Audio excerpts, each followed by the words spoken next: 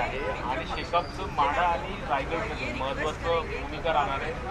कशा पद्धतीने बघताय, कारण की माढामध्ये आता रंगतपूर्ण लढत होती. नाही, मला वाटत नाही माढामध्ये रंगत खरपली. माढामध्ये इंडिया आघाडी एकतर्फी जाईल असं मला वाटतं. की माढामध्ये जी निर्णायक मतं जी आहेत शेतकरी कामगार पक्षाची, त्याच्यामध्ये जे जे फॅक्टर आहेत आणि माढामधला शेतकरी वर्ग विशेषतः मोठ्या प्रमाणात सांप्रतच्या राज्यकर्त्यांच्या विरोधात आहे आणि म्हणून मला माढा एवढं काही कठीण वाटत नाही.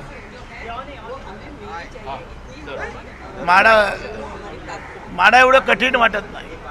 एक दुसरा मुद्दा आहे की रायगडमध्ये सुनील तटकरे हे उमेदवार असणार आहे अशी चर्चा आहे, पण या पद्धतीनं वातावरण आहे, भाजप त्या दावा ठोकताना दिसते. तुम्ही कशा पद्धतीने बघताय? त्याचं काही मला कळत नाहीये.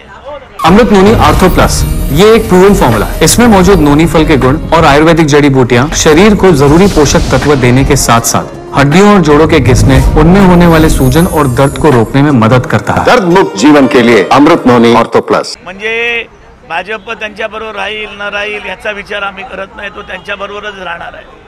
परंतु ज्या ठिकाणी रायगडच्या दोन्ही जागांमध्ये शेतकरी कामगार पक्ष ज्याच्या पाठीमागे आहे त्याच्यामध्ये त्याचा विजय असतो. माढामध्ये गेल्या खेपेला पण माढा नाही, गेल्या खेपेला पण मावळमध्ये आम्ही राष्ट्रवादीला पाठिंबा दिला होता. खाली आम्ही लीड दिला, दोन्ही मतदार खालून आम्ही जवळजवळ 30,000चा लीड दिला होता.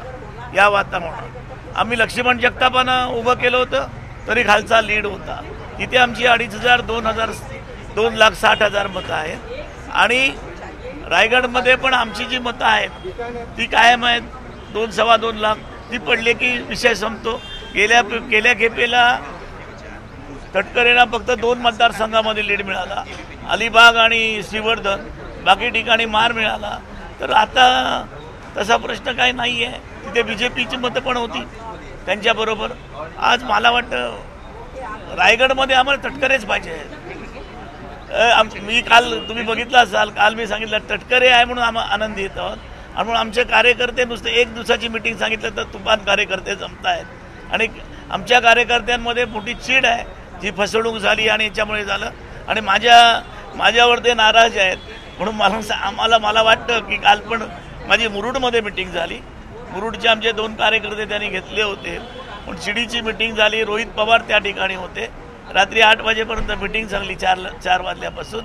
मला वाटतं की अनेक वेळा आम्ही रायगड लढलो, पण आज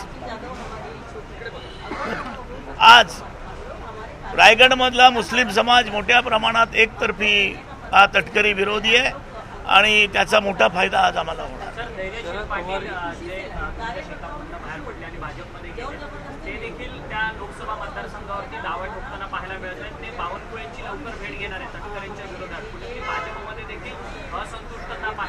मग ते राहिले तर बरं झालं. तुला पहिले पेढे देऊन टाकेल, राहिलं तर त्याला प्रश्न नाही आहे. मग काय एकदम एकतर्फीच होईल, पण तसं होणार नाही. धैर्यशील पाटलांना भाजप हा वेगळा पक्ष आहे, तसं तिथे करता येत नाही. त्याच्यामुळे मला नाही वाटत ते होईल. झालं तर आनंद आहे, तुला पेढे देईन आधीच. शरद पवारांची रायगड लोकसभा मतदारसंघामध्ये सभा होणार आहे. शरद पवारांच्या 3 तरी सभा आम्ही मागितलेल्या आहेत, पण राष्ट्रीय पातळीवरचे आघाडीचे नेते पण रायगडमध्ये येतील. सर, माढा लोकसभा मतदारसंघावरती शेकापचा दावा आहे. ज्या पद्धतीने धैर्यशील पाटील आता विजयसिंग मोहिते पाटलांचे पुतणे आहेत ते शरद पवार यांच्या संपर्कात आहेत, ते राष्ट्रवादीमध्ये येण्यास इच्छुक आहे आणि तिथे तुम्ही देखील दावा ठोकलाय की शेकापला एकतरी लोकसभा. असा दावा नाही आहे. विजयसिंग मोहिते पाटलांच्या घरात मिटिंग झाली, मी सहज त्यांना भेटायला गेलो होतो, परंतु त्याच्यानंतर सगळे लोक तिथे आले, रामराजे आले, अमुक आले. म्हणजे मी आलो म्हणून ते जवळ आहे, 50-60 किलोमीटरवर सगळे. आणि एक मोठी मिटिंग झाली आणि त्या मिटिंगमध्ये ठरलेलं आहे पहिला क्लेम धैर्यशीलला, दुसरा क्लेम अनिकेत देशमुख शेकाप पक्षाला. हा फिक्स ठरलेला आहे. त्याच्यामध्ये काय बरंच नाही. ते नाही राहिले तर आम्ही राहणार, पण पहिला क्लेम त्यांना दिलेला आहे आणि मला वाटतं कोणी मागे जाईल असं दिसत नाही.